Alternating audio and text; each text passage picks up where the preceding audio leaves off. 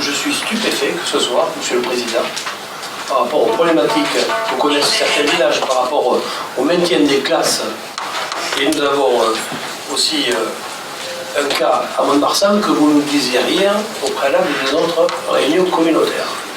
Il y a des parents qui se sont mobilisés, des enseignants, des élus.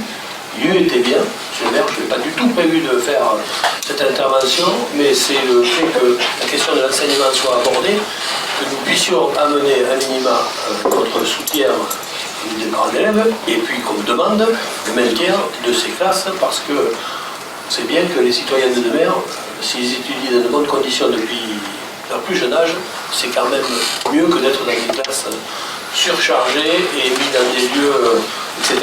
Donc on pourrait profiter peut-être de notre assemblée de ce soir pour soutenir et demander à ce qu'il y ait le maintien de ces classes. D'abord, ne faites pas procès d'intention sur le fait que nous n'avons pas soutenu nos parents d'élèves, associations, et je pense qu'on peut réaffirmer ce soutien ici, vous avez raison, puisque nous étions un certain nombre avec l'écharpe devant la préfecture, lors de cette fameuse commission dont j'ai oublié le nom, la commission liée aux fermetures d'écoles, semaine dernière ou semaine d'avant.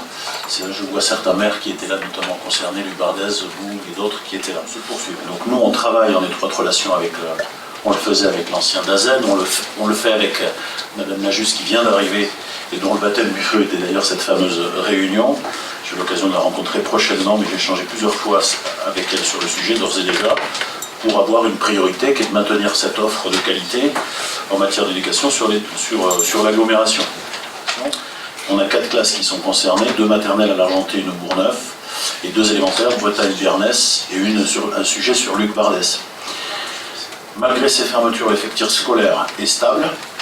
Actuellement, nous comptons 4076 élèves dans les écoles de l'agglomération. C'est une moyenne de 21,78 élèves par classe. C'est légèrement supérieur à l'année dernière, nous étions à 21,49. Alors les chiffres, il faut faire attention, comparaison n'est pas raison. Je me suis moi-même mobilisé parce que ces ratios-là doivent être pondérés notamment en fonction des écoles. Vous savez qu'on est concerné par exemple par l'école du Péglé, qui a des sujets bien spécifiques, qui demandent une attention toute particulière, mais les autres également. Alors, après, en ce qui concerne le soutien, les choses ont été actées dans une première réunion, mais il peut y avoir encore des évolutions en fonction des mouvements, des inscriptions, des choses qui peuvent se passer entre maintenant et le mois de juin. Parce que dans un village, c'est très important l'école, vous savez, Monsieur le Président.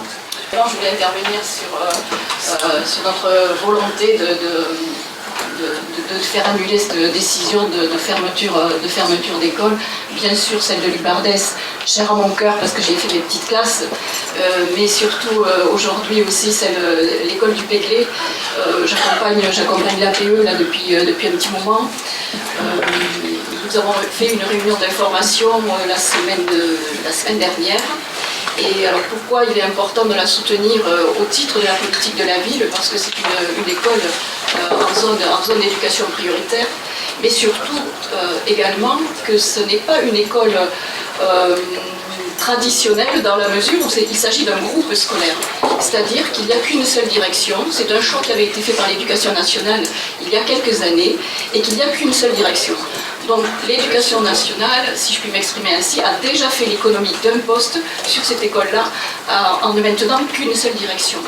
À cette époque-là, les CP et CE1 n'étaient pas dédoublés, depuis ils le sont, mais pour autant il faut considérer les effectifs dans leur globalité et pas faire la distinction maternelle et primaire. Ce qui me pousse aussi à soutenir cette décision, c'est que les effectifs sont identiques à ceux de cette année. Et c'est ça qui est un peu incompréhensible quand on nous demande une fermeture sur des effectifs équivalents à ce que nous avons cette année, voire supérieurs de 3 ou 4 élèves. Et alors, si cette école est classée en zone d'éducation prioritaire, c'est pas pour rien. C'est pas pour rien. C'est parce qu'elle accueille des enfants, alors pas essentiellement, mais c'est à nous de maintenir la mixité, mais elle accueille aussi les enfants des familles des familles sédentarisées du quartier du Goyardet et qui demandent une attention spécifique, qui demandent une éducation spécifique avec des moyens spécifiques et qui s'est vraiment développé. Alors le travail est fait évidemment par les enseignants avec les classes dédoublées, mais également à l'intérieur de ces classes dédoublées, des décloisonnements en fonction du niveau des enfants, parce qu'on a vraiment un niveau très hétérogène. Donc il est important d'avoir cette souplesse dans les effectifs afin de maintenir ce niveau de qualité d'éducation.